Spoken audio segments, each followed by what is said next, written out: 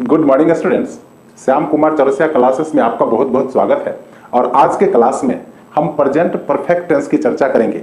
दो टेंस हम लोग पहले ही पढ़ चुके हैं, प्रेजेंट इंडेफिनिट टेंस और प्रेजेंट कंटिन्यूअस टेंस। आज के क्लास में हम लोग प्रेजेंट परफेक्ट टेंस की चर्चा करेंगे और यह टेंस बहुत ही महत्वपूर्ण टेंस है। हमारे दैनिक जीवन में इसका बहुत बड़ा रिलेशन है। हम इसका यूज लगभग डेली करते हैं। तो इस टेंस की पूर्ण जानकारी के लिए आप इस क्लास में शुरू से एंड तक बने रहेंगे। तो जो आदमी पहले से जानते हैं, जो स्टूडेंट पहले से जानते हैं, उन्हें रिवीजन हो जाएगा और जो नहीं जानते हैं उन्हें सीखने को मिलेगा। तो उम्मीद है आप इस क्लास में शुरू से एंड तक बने रहेंगे। तो आइए हम शुरू करते हैं प्रेजेंट का तीसरा kind, present perfect tense. Present perfect tense जिसका हिंदी होता है पूर्ण वर्तमान काल। पूर्ण वर्तमान काल। इस टेंस का जो संबंध है यह प्रेजेंट और पास्ट दोनों से है।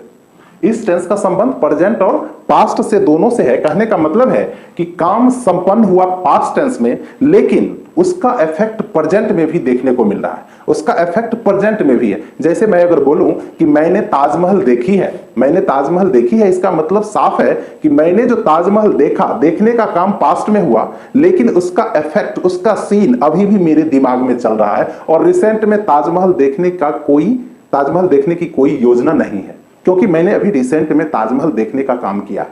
ठीक है। अगर मैं बोलूं कि मैंने खाना खा लिया है, इसका मतलब साफ है कि खाना मैंने खाया पास्ट में, लेकिन उसका इफेक्ट अभी भी हमें है। अभी मेरा पेट भरा हुआ है, अभी खाने का कोई मूड नहीं है। यानी इसमें प्रेजेंट और पास्ट दोनों का मिश्रण है।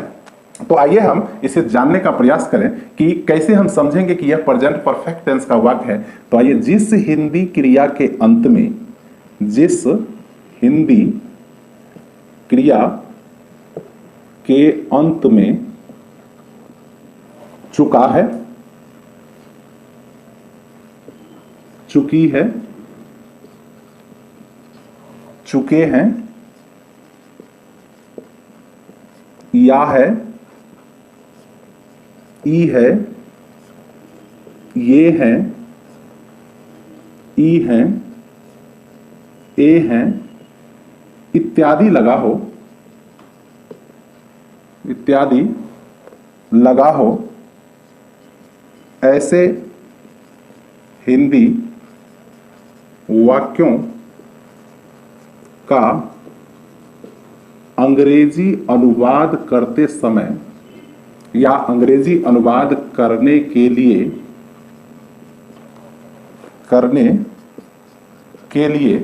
क्या करते हैं? तो फर्स्ट पर्सन और सेकेंड पर्सन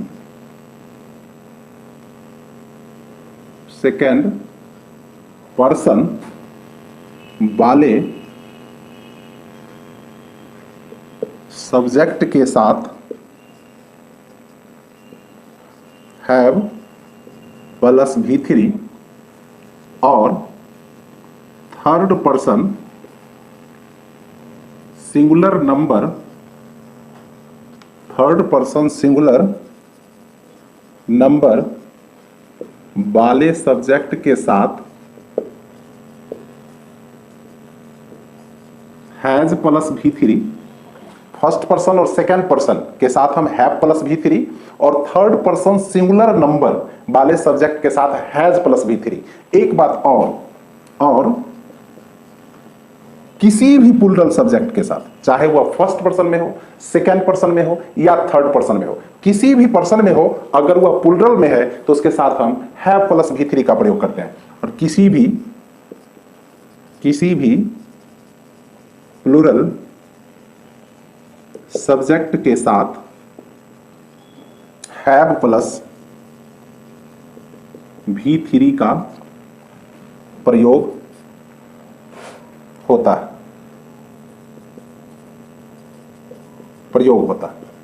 यानी समझे कि जिस हिंदी क्रिया के अंत में चुका है, चुकी हैं, चुके हैं, या है, ई है, ये हैं, ई है, ए है इत्यादि लगा हो, ऐसे हिंदी वाक्यों का अंग्रेजी अनुवाद करने के लिए फर्स्ट पर्सन और सेकंड पर्सन वाले सब्जेक्ट के साथ हैव प्लस V3 और थर्ड पर्सन सिंगुलर नंबर वाले सब्जेक्ट के साथ हैज प्लस V3 और किसी भी प्लूरल सब्जेक्ट के साथ हैव प्लस V3 का प्रयोग होता है। ठीक है, तो आइए हम देखते हैं अफर्मेटिव सेंटेंस के स्ट्रक्चर को।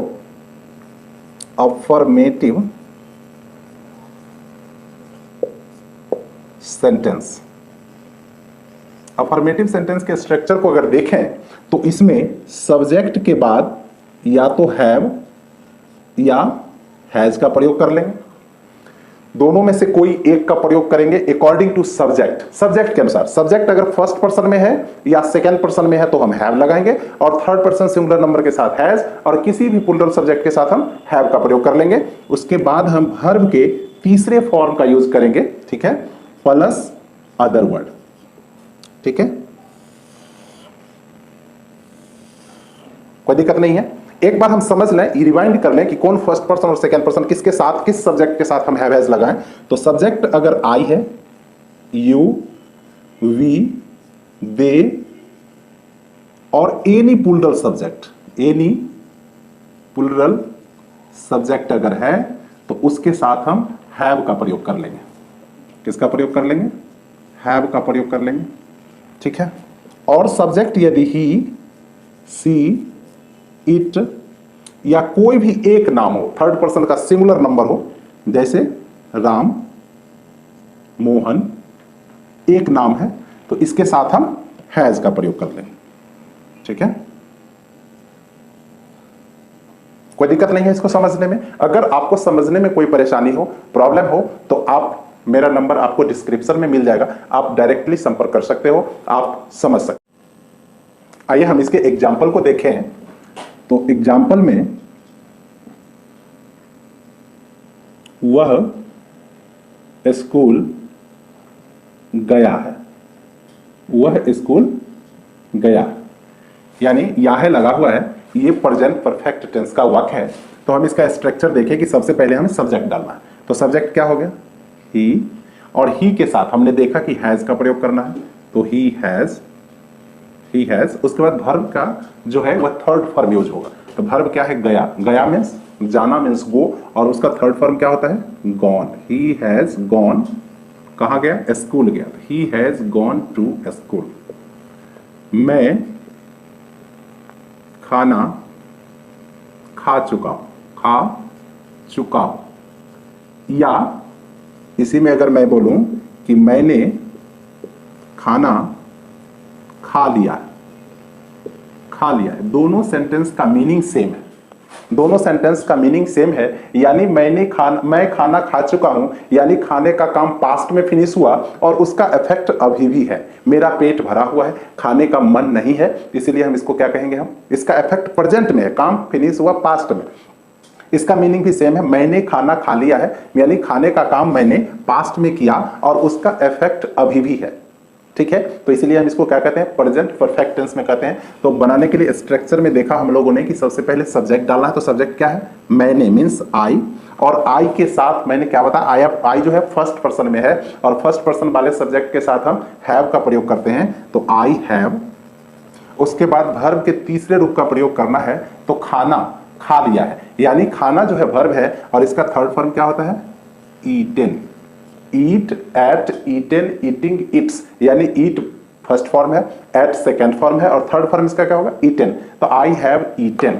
ठीक है, मैंने खाना खा लिया है या मैं खाना खा चुका हूं, दोनों का ट्रांसलेशन क्या होगा? I have eaten. ठीक है, उसने मेरी सहायता की है, उसने मेरी सहायता की है, यानी उसने जो मेरी सहायता की पास्ट टेंस में, उसका इफेक्ट अभी भी मुझ पर है, मुझे याद है कि उसने मेरी सहायता की है। ठीक है, तो प्रेजेंट परफेक्ट टेंस में है, सब्जेक्ट सबसे पहले डालेंगे तो क्या होगा? ही या सी, दोनों में से आप कोई भी दे सकते हैं क्योंकि यहां पर जेंडर क्लियर नहीं है। तो ही, और ही थर्ड पर्सन के सिंगुलर नंबर में होने के कारण हम इसके साथ हैज का प्रयोग करेंगे। तो ही हैज, और वर्ब क्या है इसमें? सहायता करना। सहायता करना का क्या होता है? हेल्प होता है, और इसका थर्ड फॉर्म हेल्प्ड हो जाएगा। हेल्प्ड, किसकी सहायता की है? मेरी। तो यहां पर ऑब्जेक्टिव केस में, आई का ऑब्जेक्टिव केस में क्या होता है, मी हो जाता है। तो he has helped me means उसने मेरी सहायता की है। ठीक है, शिक्षक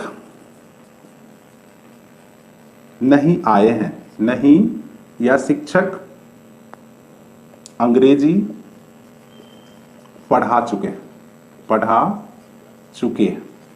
क्या होगा इसका, शिक्षक means the teacher, the teacher, और द टीचर यहां पर क्या है, थर्ड पर्सन के सिंगुलर नंबर में, तो इसके साथ किसका प्रयोग करेंगे हम, हैज का प्रयोग करेंगे। द टीचर हैज, और वर्ब इसमें है पढ़ाना, पढ़ाना का टीच होता है और इसका थर्ड फॉर्म टॉट होता है, TAUGHT, टॉट। क्या पढ़ाया है शिक्षक ने, तो अंग्रेजी, the teacher has taught English, शिक्षक अंग्रेजी पढ़ा चुके हैं। ठीक है, तो कोई प्रॉब्लम नहीं होनी चाहिए। ठीक है, शिक्षक अंग्रेजी पढ़ा चुके हैं, the teacher has taught English. ठीक है, आइए हम प्रेजेंट परफेक्ट टेंस के नेगेटिव सेंटेंस को देखें। नेगेटिव सेंटेंस,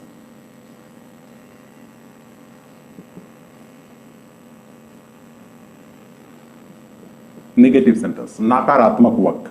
तो इसमें स्ट्रक्चर क्या होगा, सब्जेक्ट के बाद हम हैव या हैज का प्रयोग कर लेंगे अकॉर्डिंग टू सब्जेक्ट, उसके बाद हम नॉट का प्रयोग करेंगे, नॉट के बाद हम वर्ब के तीसरे रूप का प्रयोग करेंगे, उसके बाद अदर वर्ड का यूज करेंगे।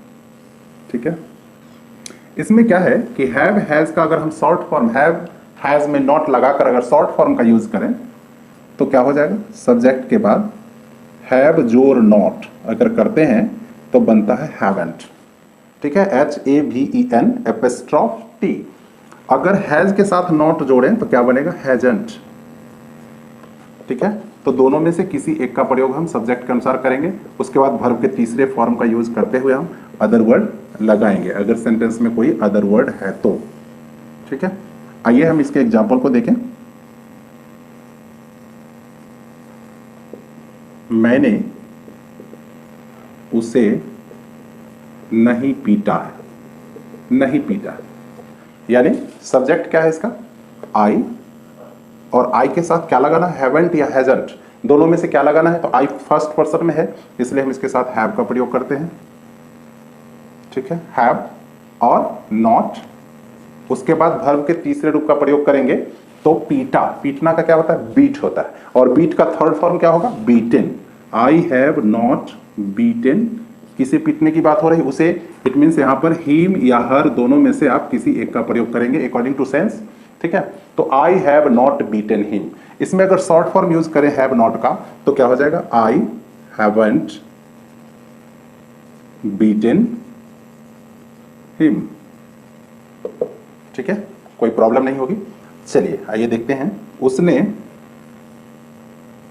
मुझे नहीं देखा है, नहीं देखा है, सब्जेक्ट क्या है, उसने, उसने मीन्स क्या, ही, और ही के साथ क्या लगाते हैं हम, थर्ड पर्सन के सिंगुलर नंबर में होने के कारण हम हैज नॉट लगाएंगे, तो ही हैज नॉट, और देखना यहां पर सी होगा तो सी का थर्ड फॉर्म क्या होगा, सीन मी, उसने मुझे नहीं देखा है। अगर हम शॉर्ट फॉर्म का यूज करें हैज नॉट का तो क्या होगा, ही हैजंट सीन मी। ठीक है, कोई प्रॉब्लम नहीं है। चलिए, तो प्रेजेंट परफेक्ट टेंस के इंट्रोगेटिव सेंटेंस को देखें। इंट्रोगेटिव सेंटेंस, इंट्रोगेटिव सेंटेंस, जैसा कि हम लोग पहले से जानते हैं कि इंट्रोगेटिव सेंटेंस दो तरह के होते हैं, यस नो क्वेश्चन और WH question. Yes no question means the questions that can be answered either in yes और इन नो। अगर सेंटेंस का आंसर यस या नो में दिया जा सके तो उसको यस नो क्वेश्चन कहेंगे, और ये सेंटेंस क्या से शुरू होते हैं, सब्जेक्ट से पहले क्या लगे जाते हैं। ठीक है, तो आइए देखते हैं यस नो क्वेश्चन सेंटेंस या यस नो इंट्रोगेटिव सेंटेंस। ठीक है,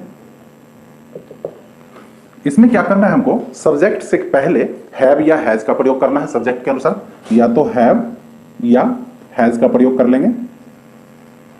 जैसा सब्जेक्ट होगा उसके अनुसार हम हैव या हैज का प्रयोग कर लेंगे। उसके बाद हम सब्जेक्ट का प्रयोग कर लेंगे, सब्जेक्ट के बाद भी थ्री लगा देंगे और उसके बाद हम अदर वर्ड का यूज करते हुए सेंटेंस के अंत में हम क्वेश्चन मार्क लगाएंगे। ठीक है, ठीक है। सेंटेंस अगर निगेटिव है, इंट्रोगेटिव निगेटिव है, तो क्या करेंगे हम, वैसे सेंटेंस के लिए हैव या हैज का तो प्रयोग करेंगे ही, उसके बाद सब्जेक्ट और सब्जेक्ट के बाद हम नॉट का प्रयोग करते हैं और नॉट का प्रयोग करने के बाद हम वर्ब के तीसरे रूप का प्रयोग करेंगे, फिर अदर वर्ड लगाते हुए हम क्वेश्चन मार्क का प्रयोग कर लेंगे। ठीक है, इसमें जैसा कि मैं इंट्रोगेटिव सेंटेंस में मैंने बताया कि हैव और हैज के शॉर्ट फॉर्म का जब हम उसमें नॉट लगाते हैं तो हैवंट या हैजंट होगा, तो सब्जेक्ट से पहले ही हम इसका यूज कर लेंगे। तो क्या होगा, हैवंट या हैजंट, जिसमें नॉट लगा हो। ठीक है, नॉट वाले सेंटेंस में, इंट्रोगेटिव निगेटिव सेंटेंस में हम ऐसा करेंगे। ठीक है, उसके बाद हम वर्ब के तीसरे रूप का यूज करेंगे, फिर अदर वर्ड और अंत में हम क्वेश्चन मार्क का प्रयोग कर लेंगे। ठीक है, आइए हम एग्जांपल से देखें। क्या आपने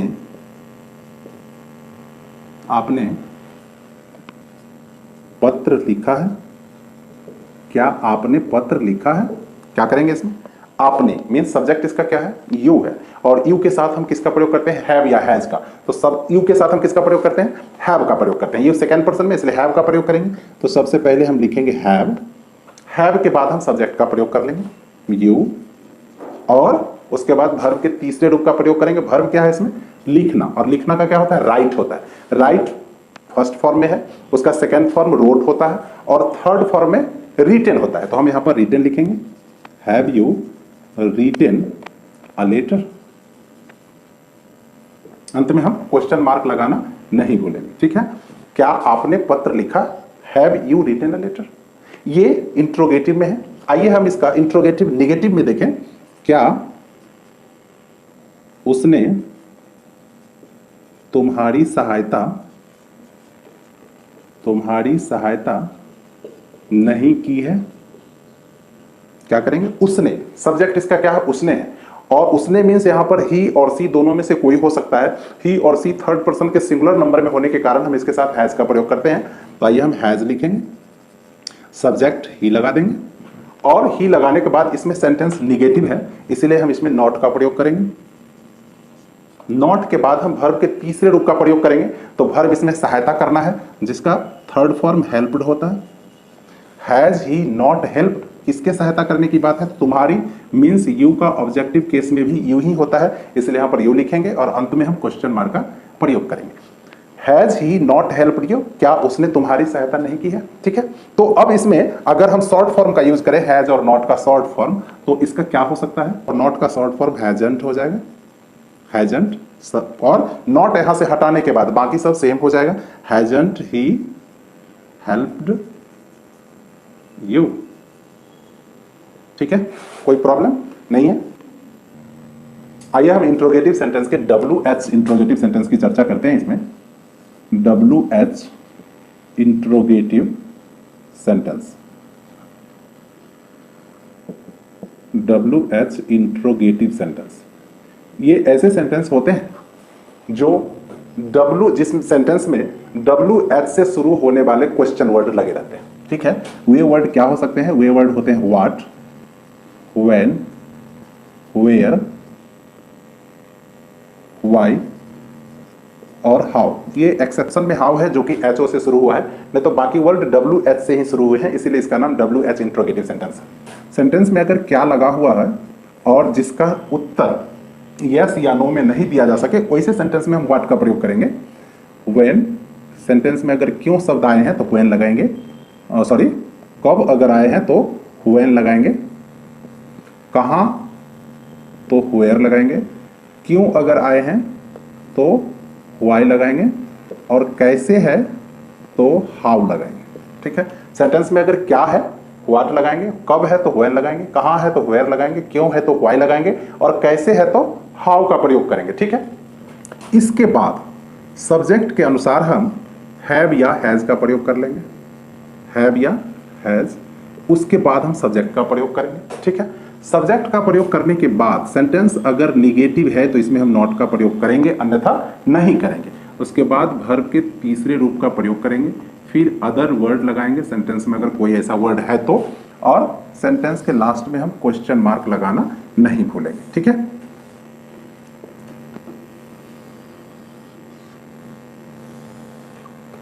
तो आइए हम इसके एग्जाम्पल को देखें।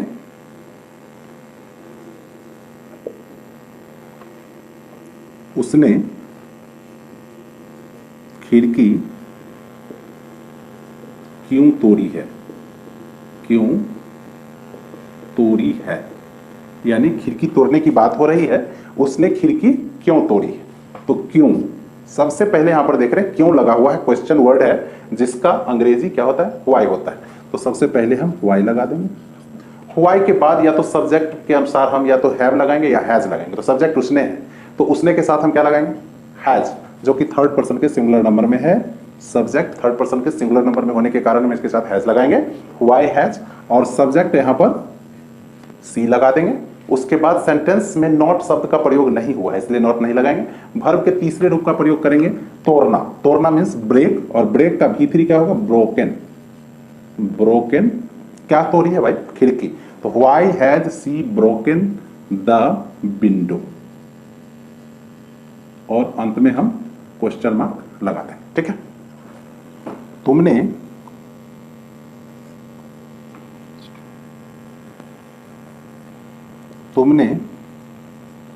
उसे कहां देखा है। उसने तुम्हें या तुमने उसे कहां देखा, तुमने उसे कहां, यहां पर क्वेश्चन वर्ड क्या है, कहां है, और कहां का अंग्रेजी क्या होता है, वेयर। तो हम सबसे पहले यहां पर वेयर शब्द का प्रयोग करेंगे। वेयर, वेयर के बाद हैव या हैज लगाना है। तो सब्जेक्ट है तुमने, तुमने का मींस यू, और यू के साथ, यू सेकंड पर्सन में होने के कारण क्या लगाएंगे इसके साथ, हैव।